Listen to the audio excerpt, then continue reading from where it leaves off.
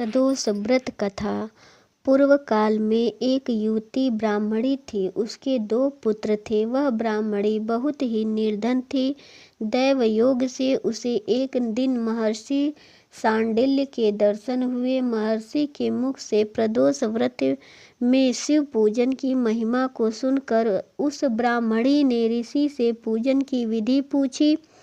उसकी श्रद्धा और आग्रह से ऋषि ने उसे ब्राह्मणी को शिव पूजन का उपयुक्त विधान बतलाया और ब्राह्मणी ने कहा, तुम अपने दोनों पुत्रों से शिव की पूजा करवाओ। इस व्रत के प्रभाव से तुम्हें 1 वर्ष के पश्चात पूर्ण सिद्धि प्राप्त होगी। उस ब्राह्मणी ने महर्षि शांडिल्य के वचन सुनकर उन बालकों के सहित नतमस्तक होकर मुनि के चरणों में प्रणाम किया और बोली, हे ब्राह्मण, आज मैं आपके दर्शन से धन्य हो गई। मेरे ये दोनों राजकुमार आपकी शरण में हैं।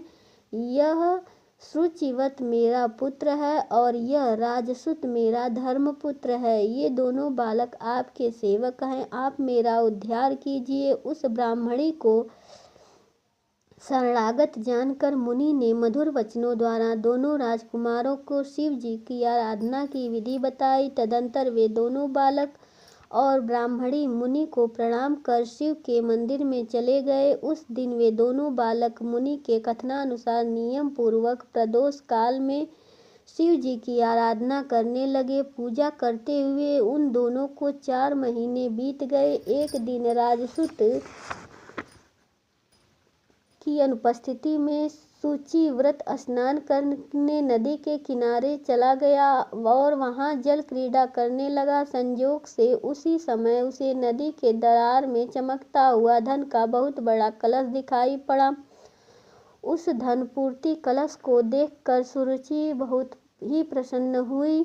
उस कलश को सिर पर रखकर घर ले आई। कलश को भूमि पर रखकर वह अपनी माता से बोली, हे माता, शिव जी की महिमा तो देखो। भगवान ने इस घड़े के रूप में मुझे अपार संपत्ति दी। उसकी माता घड़े को देखकर आश्चर्य करने लगी। राजसूत को बुलाकर कहा, बेटे, मेरी बात सुनो। तुम दोनों इस धन को आपस में आधा आधा बांट लो। माता की बात सुनकर शुचिवत अत्यंत प्रसन्न हुआ, परंतु राजसूत ने अपनी असहमति प्रकट करते हुए कहा, हे माँ, यह धन तेरे पुत्र के पुण्य से उसे प्राप्त हुआ। मैं इसे किसी प्रकार का हिस्सा लेना नहीं चाहता, क्योंकि अपने किए हुए कर्म का फल मनुष्य स्वयं ही भोगता है। इस प्रकार शिव पूजन करते हुए एक ही घर में उन्हें 1 वर्ष व्यतीत हो गया। एक दिन राजकुमार ब्राह्मण के पुत्र के साथ वसंत ऋतु में वन विहार करने के लिए गया। वे दोनों जब साथ साथ बहुत दूर निकल गए तो उन्हें वहां सैकड़ों गंधर्व कन्याएं खेलती हुई दिखाई पड़ी।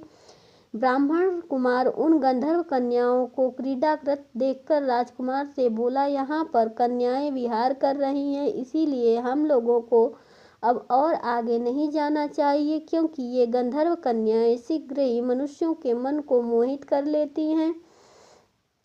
इसीलिए मैं तो इन कन्याओं से दूर ही रहूंगा। परंतु राजकुमार उसकी बात का अनसुनी कर कन्याओं से विहार स्थल में निर्भीक भाव से अकेला ही चला गया। उन सभी गंधर्व कन्याओं में प्रधान सुंदरी उस आए हुए राजकुमार को देखकर मन में विचार करने लगे कि कामदेव के समान सुंदर रूप वाला यह राजकुमार कौन है। उस राजकुमार के साथ बातचीत करके उद्देश्य से उस सुंदरी को अपनी सखियों से कहा, हे सखियों, तुम लोग निकट के वन में जाकर उस वन की अशोक, चंपक, मौसुली आदि के ताजे फूल तोड़ लाओ। तब तक मैं तुम्हारी प्रतीक्षा में यहाँ रुक ही रहूंगी।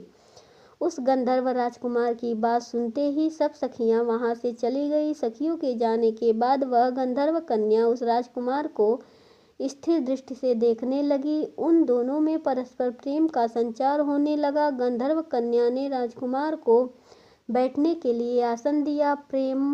प्रेमालाप के कारण राजकुमार के सहवास के लिए वह सुंदरी व्याकुल हो उठी और राजकुमार से प्रश्न करने लगी, हे कमल के समान नेत्रों वाले, आप किस देश के रहने वाले हैं? आपका यहाँ आना क्यों कर हुआ?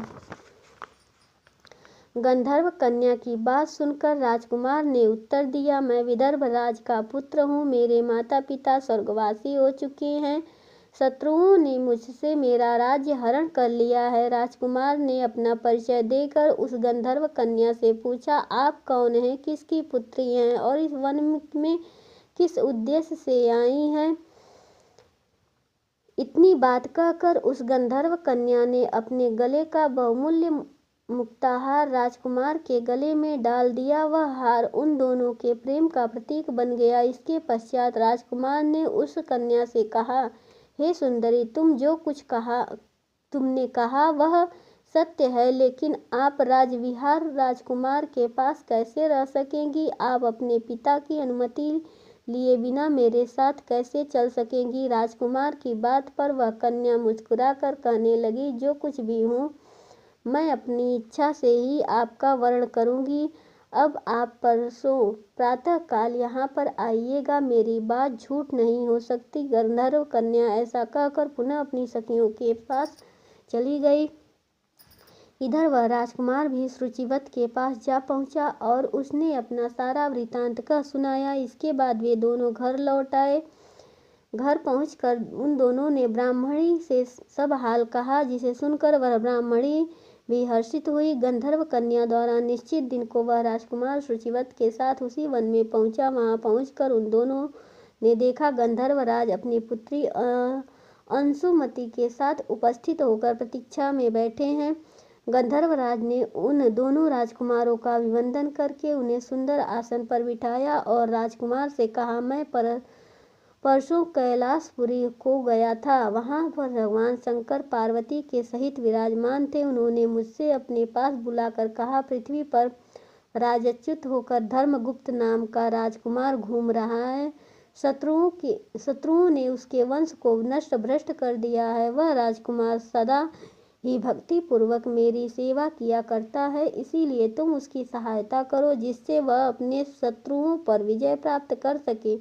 इसलिए मैं भगवान शिव की आज्ञा से अपनी पुत्री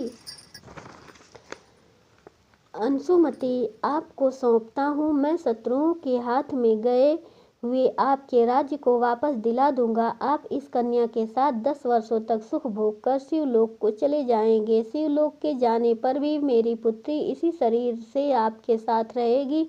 इतना कहकर गंधर्वराज ने अपनी पुत्री का विवाह राजकुमार के साथ कर दिया। दहेज में अनेकों बहुमूल्य रत्न, वस्त्र, रथ